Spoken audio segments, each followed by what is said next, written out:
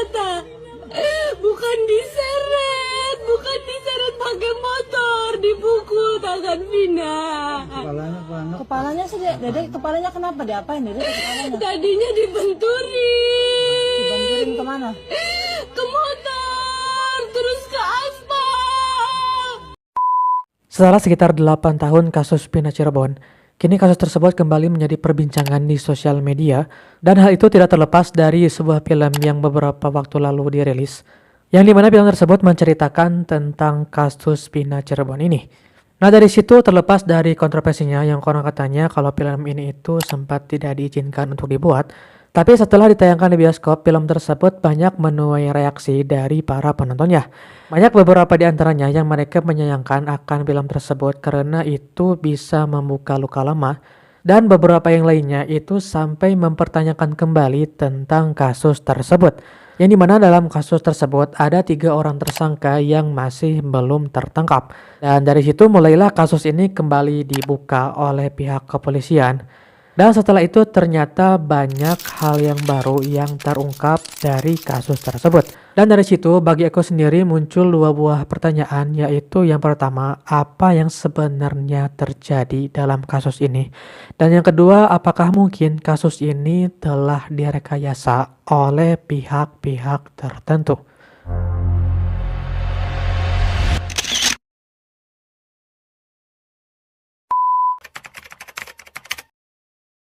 Sedikit kita jelaskan kembali tentang kronologi secara singkat dari kasus Vina ini. Jadi kasus ini terjadi pada tanggal 27 Agustus tahun 2016, yang dimana pada saat itu ditemukan 2 jasad dari seorang remaja laki-laki dan juga seorang remaja perempuan, dan 2 jasad tersebut ditemukan di bawah jembatan layang. Nah, awalnya pihak kepolisian itu menduga kalau kasus ini merupakan sebuah kasus kecelakaan tunggal.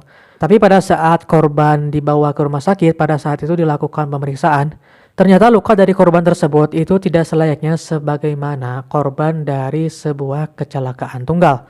Dan selain itu juga kan konon Vina dan Eki ini mereka saat itu sedang mengendarai sepeda motor, dan ditemukannya itu sepeda motor mereka itu ya baik-baik saja. Dan selain itu ada sebuah kejadian mistis yang dialami oleh Linda, sahabat dari Vina, yang dimana Linda ini konon dipercaya bahwa dirinya telah dirasuki oleh sosok Vina. Nah, kemudian pada saat terjadi kesurupan, saat itu Linda yang dipercaya kesurupan oleh Vina itu menjelaskan bagaimana kronologi yang terjadi pada saat itu. Dan dari situ singkat cerita pihak kepolisian langsung melakukan penyelidikan lagi. Sampai pada akhirnya pihak kepolisian menemukan bahwa kedua korban tersebut merupakan korban dari kebrutalan sebuah geng motor. Nah, jadi saat itu Vina dan juga kekasihnya Eki sedang naik motor, kemudian mereka dilempar oleh batu sehingga mereka terjatuh dari motor. Lalu setelah itu Eki dia dikeroyok secara brutal oleh geng motor itu, dan itu dilakukan sampai Eki kehilangan nyawanya. Sementara itu untuk Vina dia sempat diperkosa dulu oleh geng motor tersebut secara bergiliran, dan setelah itu Vina pun langsung dihabisi nyawanya. Dan singkat cerita diketahui pelaku dari kasus tersebut berjumlah 11 orang, dan 8 diantaranya itu sudah tertangkap oleh pihak kepolisian, dan 3 lainnya itu masih buron. Nah, untuk kasus ini pun sebenarnya dulu di tahun kejadiannya itu sempat viral juga, tapi entah kenapa mungkin karena termakan oleh waktu, jadi kasus ini tuh semakin lama semakin meredup, sampai pada akhirnya kita gak pernah tahu apa yang sebenarnya terjadi setelah itu. Jadi pada akhirnya ke-8 orang pelaku itu ditangkap, kemudian mereka semua divonis, dan selain itu 3 orang lagi masih buron, dan setelah itu kita tidak pernah tahu sampai film Vina itu ditayangkan di bioskop. Nah, setelah ditayangkan di bioskop seperti yang kita tahu bahwa kasus ini kemudian kembali dibuka oleh pihak kepolisian.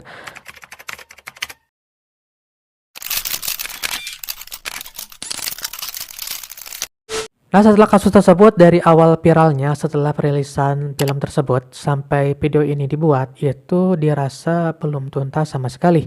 Malah dalam perjalanannya kasus ini banyak sekali kejanggalan-kejanggalan yang ditemukan, dan salah satunya diungkap oleh Hotman Paris selaku kuasa hukum dari keluarga Vina. Nah, beliau menjelaskan kalau 8 orang pelaku yang sudah divonis itu tiba-tiba merubah BAP-nya. Nah, awalnya di BAP itu dijelaskan masih ada 3 orang yang masih buron, tapi itu tiba-tiba berubah setelah sampai ke kejaksaan.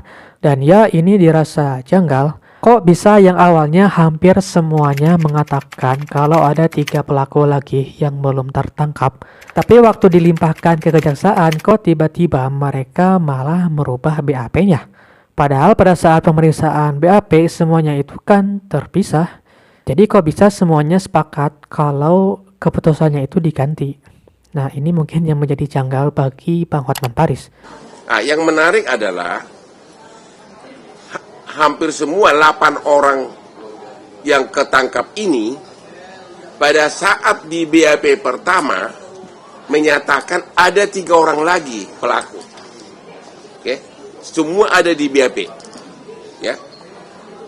Nah, tapi kemudian berubah. Ya. Kemudian berubah sesudah mau limpah ke kejaksaan, mereka merubah BAP-nya.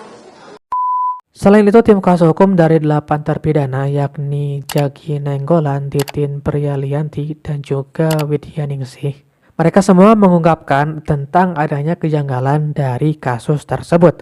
Dan mereka mengungkapkan bahwa 8 orang terpidana itu bukanlah pelaku dari kasus Pina ini. Dan bahkan selain itu Pak Jogi mengatakan bahwa kasus ini telah direkayasa oleh pihak kepolisian. Nah, hal tersebut diungkapkan karena menurut para tim kuasa hukum, 8 terpidana tersebut tidak sama sekali mengenali korban dan juga tidak kenal dengan 3 tersangka lainnya yang masih buron. Dan selain itu dari 8 orang ini ada 1 orang yang dimana orang ini yang 1 ini itu tidak dikenal oleh 7 orang yang lainnya. Kami tanya kepada klien kami yang 5, kenal nggak dengan Rivaldian Usi? Tidak kenal. Kan lucu ya. Klien kami disatukan dengan orang lain ya, ditarik perkara sendiri padahal dia udah tersendiri kasusnya dalam undang-undang darurat dalam perkara yang sama padahal tidak kenal. Dan dari sini kan kelihatannya aneh, mana mungkin sih satu geng motor mereka bisa ada yang tidak kenal 1 orangnya itu. Dan kalaupun mereka melakukan kejahatan, mana mungkin ada 1 orang random yang gak dikenal kemudian ikut-ikutan dalam melakukan tindak kejahatan. Mungkin itu yang dipikirkan oleh tim kuasa hukumnya. Nah, menurut Pak Yogi, tim kuasa hukum dari terpidana, 7 orang tersebut bukanlah geng motor, melainkan mereka hanya buruh bangunan. Yang dimana pada saat itu, pada saat malam kejadian, mereka sedang berkumpul di sebuah tempat. Kemudian tiba-tiba mereka didatangi oleh pihak kepolisian. Ya, mereka langsung ditangkap atas tuduhan kasus tersebut. Jadi ya ini kayak orang random yang lagi nongkrong di pinggir jalan, kemudian mereka ditangkap dan dituduh melakukan aksi kejahatan. Ini ngeri sih kalau beneran kayak gini. Dan katanya tim kuasa tersebut sempat mengajukan pra-peradilan, tapi ya itu tidak berhasil. Tapi meskipun begitu, tim kuasa hukum ini tetap yakin kalau 8 orang tersebut bukanlah pelaku dari kasus ini.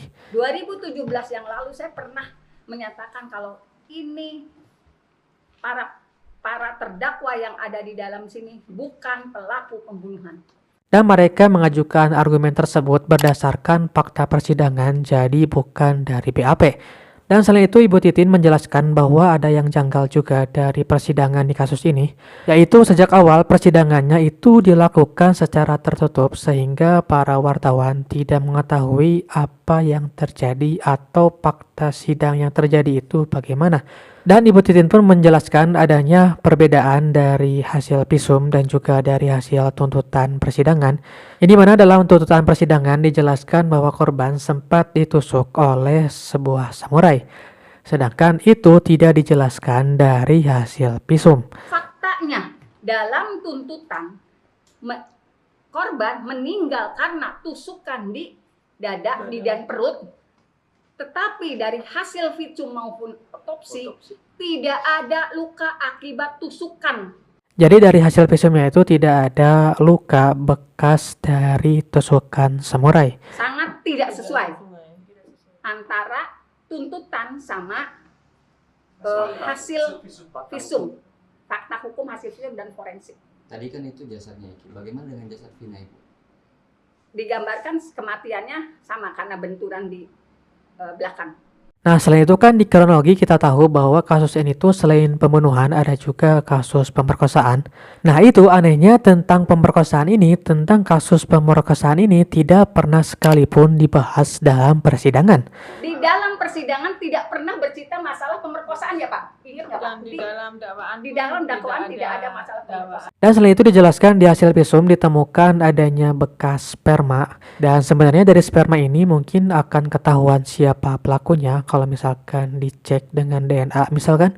Bahkan setelah itu diajukan, pihak penyidik pun tidak menemukan apapun, tidak menemukan petunjuk apapun dari sperma itu. Tidak juga dapat dijelaskan sperma itu milik siapa.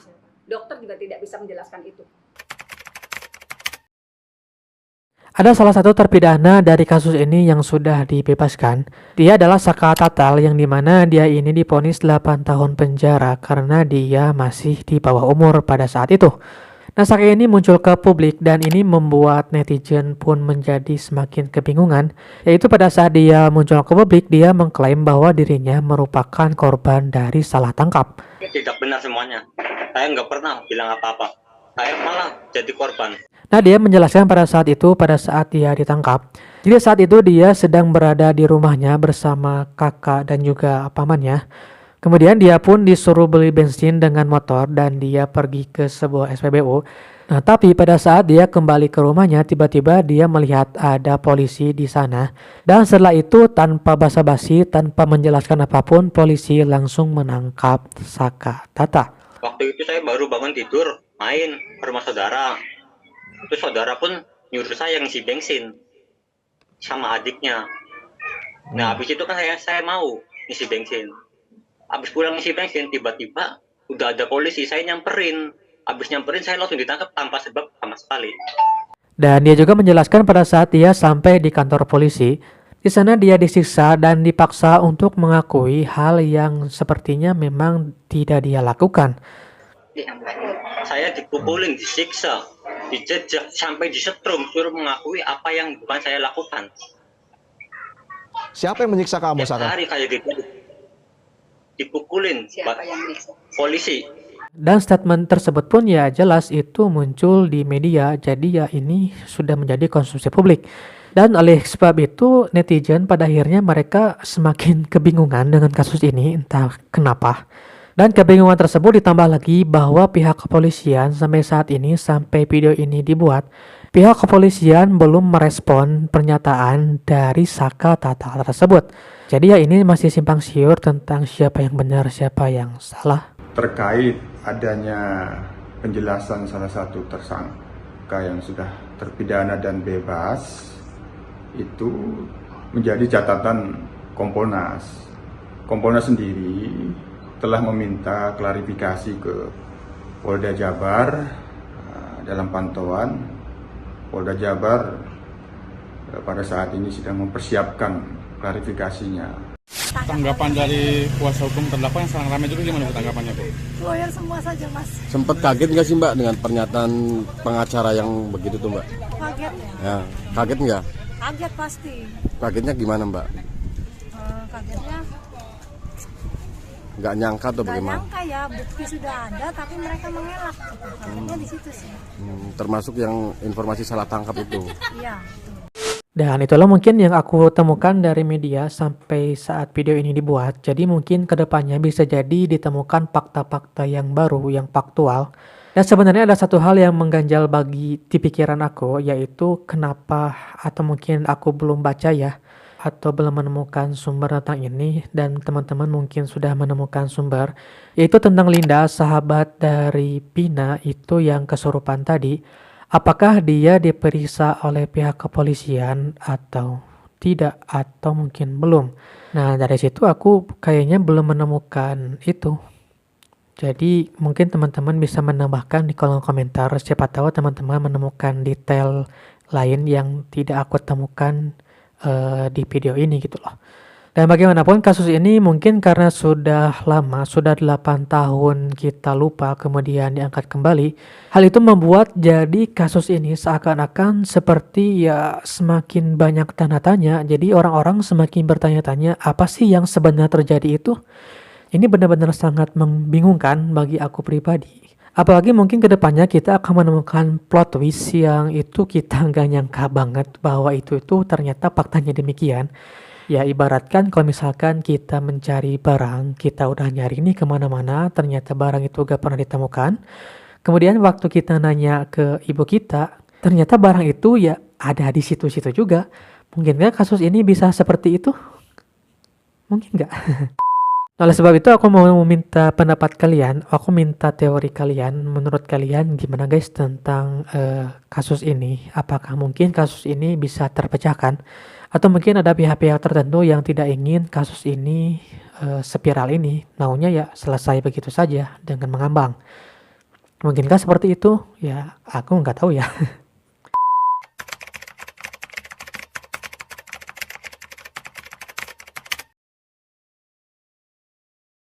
Terima kasih kepada Polda Jabar, 1 DPO telah tertangkap. Terima kasih kepada Polda Jabar, 1 DPO sudah tertangkap oleh Polda Jabar. Baru 1 dari 3. Thanks. Semoga yang 2 lagi dapat. Oke guys, itu saja tentang kasus Vina. Aku pribadi turut berduka cita kepada korban yang mengalami kasus ini.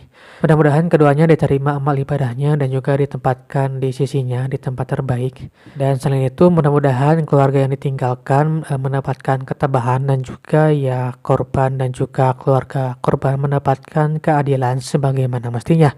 Dan kalau misalkan kasus tentang salah tangkap orang itu juga itu benar, ya mudah-mudahan semua orang yang dirugikan dari kasus ini itu mendapatkan keadilan juga. Dan pelaku yang sesungguhnya mudah-mudahan segera terungkap dan tertangkap dan juga diadili seadil-adilnya. So itu saja konten kali ini, sampai jumpa di konten selanjutnya.